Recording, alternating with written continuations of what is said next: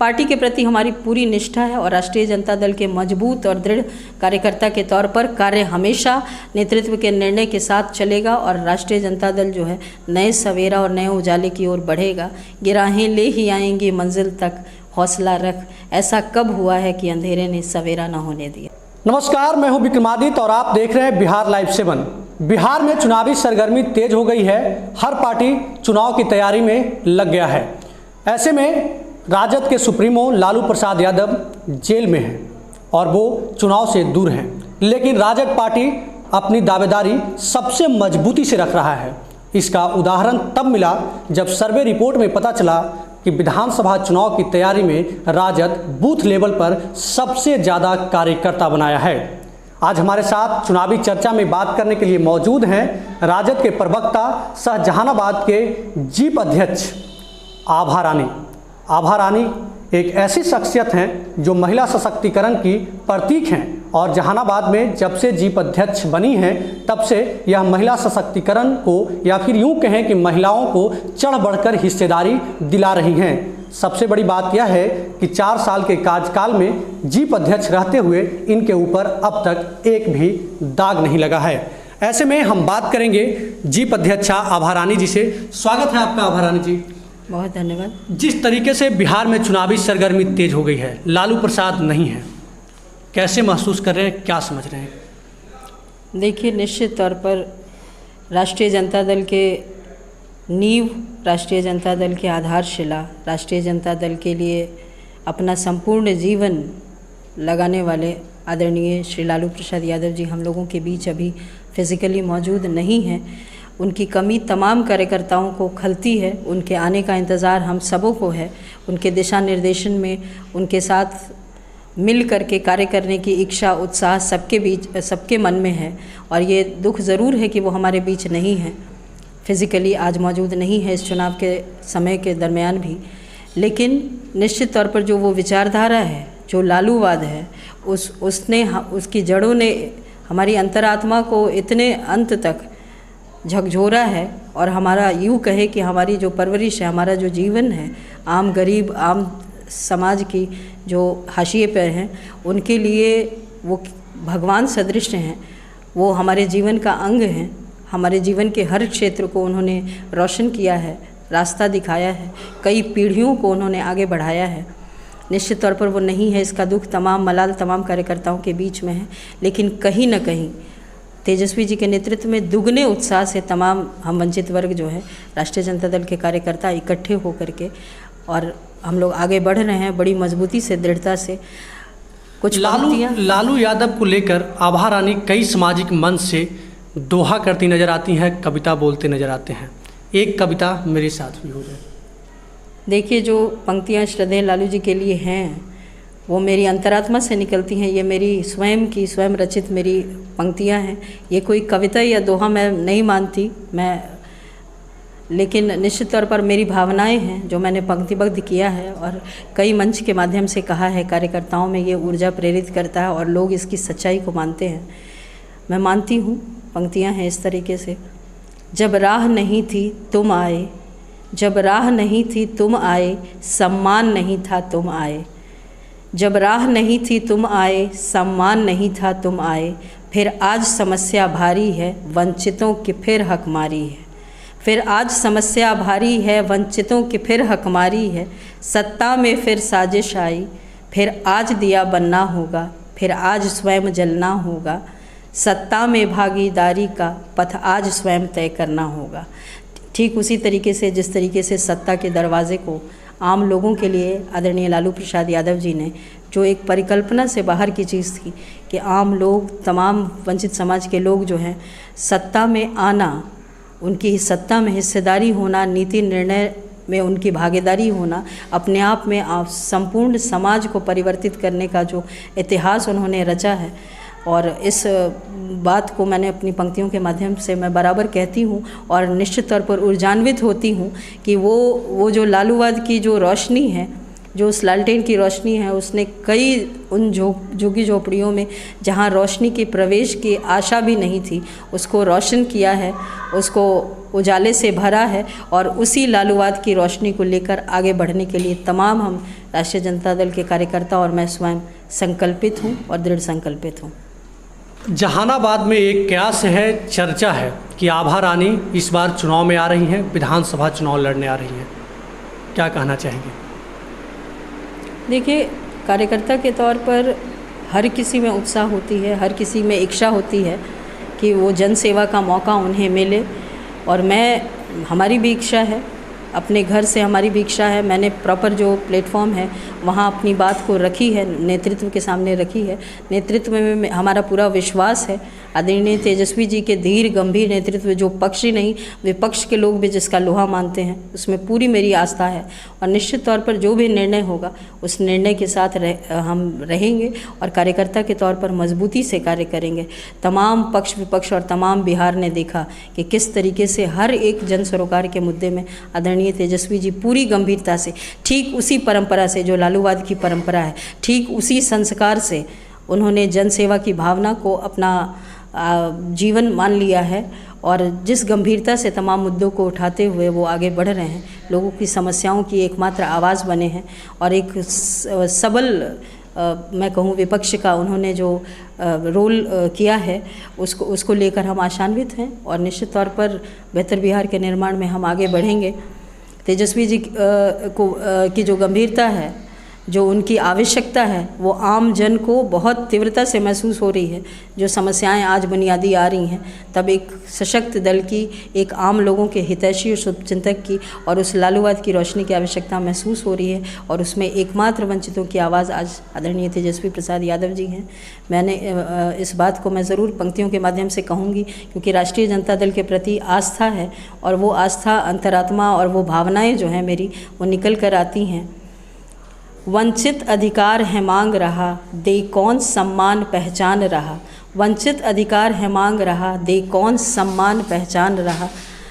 तेजस्वी को सरताज बना, राजद की ओर निहार रहा, राजद को ही पुकार रहा। आम जनता की यही पुकार, आम जनता के यही संघर्ष और तेजस्वी जी का लोगों के लिए जो संघर्ष है, जो दिन रात उनकी जन समस्याओं को सुलझाने की और उसकी आवाज़ बनने का जो मादा और जो जुनून है, इस पैंडेमिक में भी जो कार्य है उसकी चर्चा जो है वो तमाम पक्ष विपक्ष सभी कर रहे हैं, बड़ी गंभीरता से कर रहे हैं। और निश्चित तौर पर तेजस्वी जी के इस गंभीर मार्गदर्शन के बीच हम लोग राष्ट्रीय जनता दल के तमाम कार्यकर्ता परिवर्तन की बयार को महसूस कर रहे हैं। और उस परिवर्तन में आभा रानी भी विधानसभा जाने की तैयारी पूर्ण रूप से कर ली है। मैंने कहा कि चुनाव लड़ने की इच्छा और नेता के सामने लोकतांत्रिक तरीके से अपनी बात रखने की इच्छा है और निश्चित तौर पर रखी है। ये कोई छुपाने की बात नहीं है, ये हर किसी को पता होती है।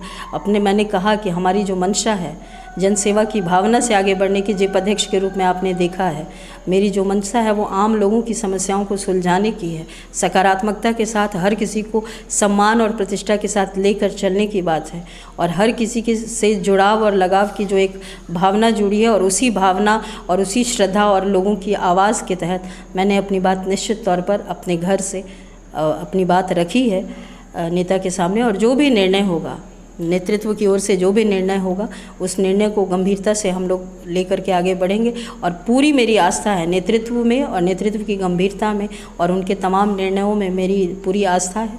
और कार्यकर्ता के रूप में पूरी मजबूती से, पूरी मुस्तैदी से हर हाल में हम कार्य करेंगे और परिवर्तन करेंगे। जीप अध्यक्ष होने के नाते आपकी क्षेत्र बड़ी है, कई विधानसभा जाते हैं, ऐसे में कहीं भी आप लड़ने के लिए तैयार हैं या फिर सिर्फ जहानाबाद?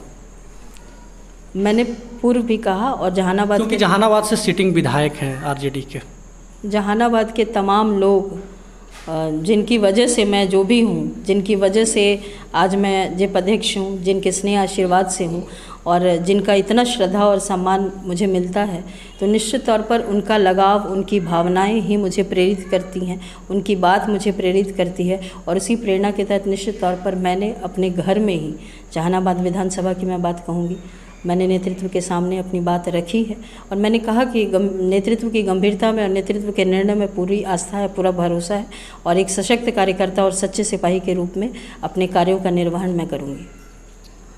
अगर आभा रानी को टिकट मिलती है, लोग के बीच क्या लेकर जाएंगे? लोगों के बीच सबसे पहले लेकर जाऊंगी लालूवाद। लोगों के बीच लेकर जाऊंगी तेजस्वी जी के नए प्रणेता के रूप में नया अवतार, जो सामाजिक न्याय के उस पताके के साथ साथ आर्थिक न्याय की बात करते हैं और आर्थिक रूप से सुदृढ़ और बेहतर बिहार बनाने की बात करते हैं, जो नीति और नीयत में जहाँ खोखलापन नहीं है, जहाँ दोहरा चरित्र नहीं है, जहाँ कथनी करनी में अंतर नहीं है, ऐसे नेतृत्व और ऐसे बिहार की ओर ले जाने की बात करूँगी। और निश्चित तौर पर सशक्त बिहार की बात करेंगे।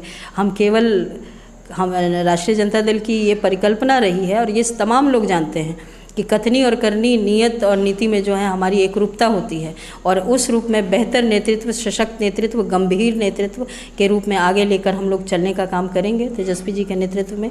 और निश्चित तौर पर हर समाज, हर वर्ग को हमने तोड़ने की परिपाटी को कभी पसंद नहीं किया। राष्ट्रीय जनता दल की ये नींव रही है, हमने तोड़ना पसंद नहीं किया, हमने लोगों को जोड़ने की बात कही है, हमने हर किसी के सम्मान की, हर किसी के प्रतिष्ठा की और हर किसी के अधिकार की बात की है। तो निश्चित तौर पर हर किसी को लेकर चलने का प्रयास होगा और हर किसी के विकास की बात होगी।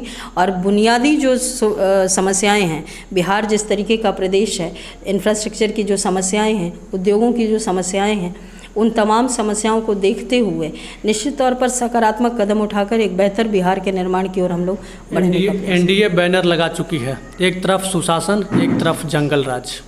देखिए, खुश होने के लिए ये ख्याल तो अच्छा है, खुश हो सकते हैं, लेकिन जो भी ये सुशासन और जंगल राज की बात चल रही है, तो मैं पूछना चाहती हूँ कि ये कौन सा सुशासन है जहाँ लोग मर रहे हैं पैंडेमिक से और सरकार को चुनाव की चिंता है? ये कौन सा सुशासन है जिस सुशासन राज्य में महिलाएं सुरक्षित नहीं हैं, जहाँ बल्क में सरकार के संरक्षण में जो हुआ पूरे बिहार ने देखा, मुजफ्फरपुर की शर्मनाक घटना जो आए दिन जहानाबाद हो, गया हो, महिलाओं की अस्मिता के साथ जो खिलवाड़ हो रहा है। और मैं हतप्रभ हूँ कि अंतरात्मा जिनकी जाग जाती है बारंबार अपनी सुविधा के हिसाब से, ऐसे नेतृत्व की अंतरात्मा, ऐसे नेतृत्व की जवाबदेही क्यों नहीं है कि इस पैंडेमिक के दरमियान भी लोगों के बीच आकर आश्वासन दिया जाए, लोगों के बीच आकर वस्तु स्थिति डाटा को बताया जाए, लोगों के बीच आकर के जो स्वास्थ्य सुविधाएं मुहैया कराई जा रही हैं उनकी बात की जाए। तमाम प्रदेशों में ये बात हो रही है। अगर ये सुशासन है तो बिहार में क्यों नहीं है? जो सत्ता में है, जो सरकार में है, लोकतंत्र में जब आप चुन कर जाते हैं तो आपको महज कुर्सी नहीं मिलती है, आपको जवाबदेही मिलती है, आपको सवाल मिलते हैं और उन सवालों का जवाब कहाँ है? आप ढूंढ कर लाएं कि स्वास्थ्य व्यवस्था ऐसी चरमरी क्यों है, क्यों ये स्थिति बनी हुई है, क्यों महिला सुरक्षा का मामला नहीं, बेरोजगारी का जो गिरावट है, बेरोजगारी की जो समस्या बढ़ी है, इतनी ज़्यादा 45 वर्षों में बढ़ी है, आंकड़ों की बात बराबर की जाती है। इस पर क्या इनिशिएटिव है सरकार का? सरकार ने क्या किया? इनफैक्ट डाटा को छुपाने की, स्टैटिस्टिक विभाग के डाटा को छुपाने की बात हो रही। सरकार तो अब दावा कर रही है कि बिहार में कोरोना तेजी से रुक रहा है, अब पॉजिटिव कम निकल रहे हैं। देखिए, पॉजिटिव कम निकल रहे हैं, कल चमकी था, आज कोरोना है, कल कुछ और होगा।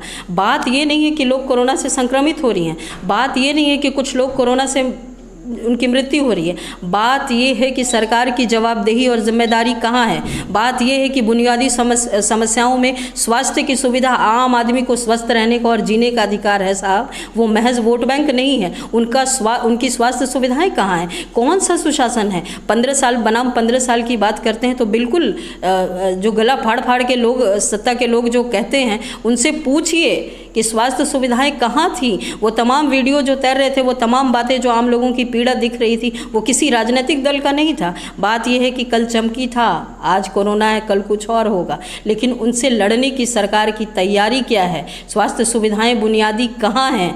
बात यह है कि शिक्षा की व्यवस्था सुदृढ़ क्यों नहीं है? बात यह है कि शिक्षक रोड पर क्यों है? बात यह है कि वो शिक्षक जो समाज को निर्देशित और नियंत्रित करते हैं, आज वो शिक्षक भूखे पेट और कुंठाग्रस्त सभ्य समाज का निर्माण कैसे करेंगे? बात यह है कि शिक्षकों को आप दे नहीं रहे हैं। बात यह है कि आपको समझना पड़ेगा कि समाज को शिक्षक देते हैं, बेहतर व्यक्तित्व देते हैं, और उस बेहतर व्यक्तित्व से समाज का निर्माण होगा, बेहतर समाज का। तो बात यह है कि वो सभ्य और बेहतर समाज आप बनाएंगे कैसे जब आपके शिक्षक रोड पर हैं, शिक्षक धरना प्रदर्शन कर रहे हैं, शिक्षकों का पेट भूखा है, शिक्षक कुंठाग्रस्त हैं, वो कैसे बेहतर व्यक्तित्व का निर्माण करेंगे? बात यह है कि जो आज हैं तमाम अस्पतालों में डॉक्टरों की कमी है। बात यह है कि जितनी भी आपकी रोज़गार लोगों को मिलने चाहिए वो पल है। आप सुशासन की बात करते हैं साहब, कितने कितने राज्यों से कितने लोग आए, कितनी दुर्घटनाएं हुई, क्या व्यवस्थाएं की गई लोगों को लाने के लिए, क्या जवाबदेही थी, क्या बिहार प्रांत में रोज़गार नहीं पाने वालों का यही एक उनकी उसको सज़ा मिलनी चाहिए थी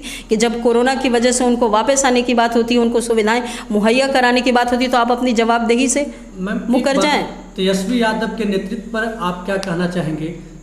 आपके यहाँ कोई जरा सा ऊटपटांग होता है, थोड़ा सा ऊपर नीचे कोई बोलते हैं, बीजेपी जेडीयू उन्हें हायर कर लेती है और पार्टी में से वो चले जा रहे हैं, लेकिन लोजपा और जदयू में सूरदास और कालीदास तक पहुंच गया, लेकिन राजद लोजपा को तोड़ने में असमर्थ रही। क्या कहना चाहेंगे इस पर? नेतृत्व पर सवाल। देखिए, राष्ट्रीय जनता दल में जो नया नेतृत्व है, जो तेजस्वी जी का नेतृत्व है, उसमें निश्चित तौर पर हर एक आम आदमी, चाहे वो आपके पक्ष का हो, विपक्ष का हो, आपके समर्थन में हो या समर्थन में नहीं हो, वो निश्चित तौर पर हर चौक चौराहे पर ये बात होती है कि तेजस्वी जी ने बहुत गंभीरता से राजनीतिक दल को एक नया कवर कलेवर दिया है। राजनीतिक दल को निश्चित तौर पर उसी परंपरा से आगे बढ़ाने का काम किया है। ग्राउंड स्तर पर लोगों को और अधिक जोड़ने का, और अधिक लोगों के बीच जो है अपना संदेश और जो जन समस्याएं हैं उनको उठाने का, उसकी आवाज़ बनने का काम किया है। तो राष्ट्रीय जनता दल निश्चित तौर पर कल है, राष्ट्रीय जनता दल आने वाला भविष्य है। और ये जो सुशासन और जंगल राज की बात होती है, अगर ये सुशासन है, अगर इतनी व्यवस्थाओं के साथ, इतनी कुव्यवस्था के साथ और इस रोते और गाते बिहार के साथ अगर बिहार का गौरव गान की बात होती है, गौरवशाली परंपरा को प्राप्त करने की बात होती, तो निश्चित तौर पर जो सत्तारूढ़ लोग हैं, कथनी और करनी में अंतर है। बेहतर भविष्य और बेहतर रास्ता वही होगा, सत्ता दल वही बेहतर होगा जो निश्चित तौर पर आम जनता की आवाज़ की बात करे, जो सवालों के जवाब देने से परहेज ना करे। जब जवाबदेही आपको दी गई है लोकतंत्र में, चुनाव आप जीतते हैं और जवाबदेही आपको दी गई, तो लोगों की समस्याएं और सारी उंगलियां साहब आपकी तरफ होंगी। आप पिछले 15 वर्षों के हिसाब से और केंद्र सरकार 70 वर्षों के हिसाब से शासन नहीं चला सकती। आपको बताना होगा कि आपने क्या किया, और आप बताने की स्थिति में नहीं है, इसलिए आप सवालों के जवाब भी नहीं देना चाहते और नहीं देने की स्थिति में, क्योंकि जो भी सुशासन की बात आप करते थे, जो भी छवि की बात करते थे, वो तमाम पैंडेमिक ने, वो तमाम समस्याओं ने आम लोगों ने देख लिया है, महसूस लिया है, और उसकी पोल और एक एक कलई खुल चुकी है। आखिरी सवाल, आभा रानी को अगर टिकट नहीं मिलती है तो क्या निर्दलीय चुनाव में आएंगे? देखिए, मैंने पूर्व में भी कहा कि राष्ट्रीय जनता दल में मेरी पूरी आस्था है। ये जो लालटेन मैंने थामा है, ये ऐसा लालटेन है कि जहाँ बिजली की, जहाँ रोशनी की संभावना नहीं होती, उन झुग्गी झोपड़ियों को रोशन किया है।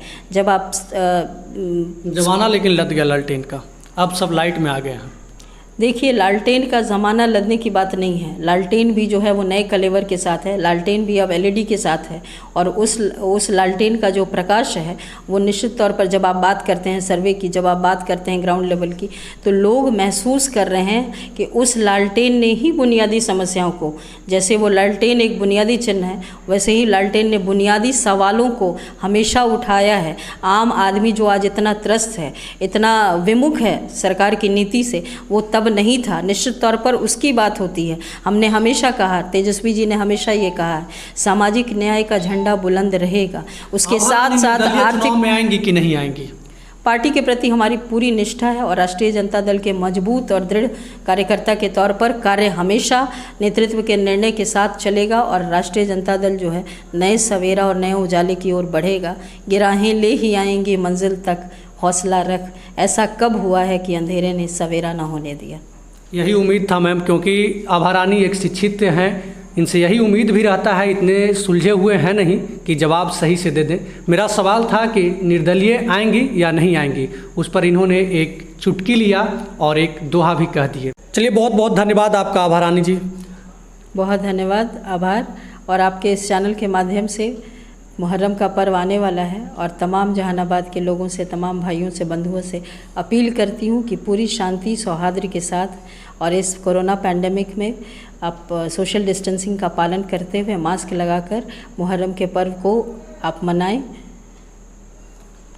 तो ये हमारे साथ आभा रानी थे, जहानाबाद के जीप अध्यक्ष हैं, पढ़ी लिखी हैं, काफ़ी एक्टिव हैं। जब से आए हैं महिला सशक्तिकरण की बात करते हैं, ये हम पूर्व में भी बता चुके हैं। इनकी उम्मीदवारी इसलिए भी खास बनती है क्योंकि इनकी डिमांड है, जहानाबाद में लोकप्रियता है। उम्मीदवार कौन बनेंगे, टिकट किसे मिलेगी, चुनाव जीतकर कौन जाएंगे, ये तो वक्त बताएगा। अभी के लिए बस इतना ही।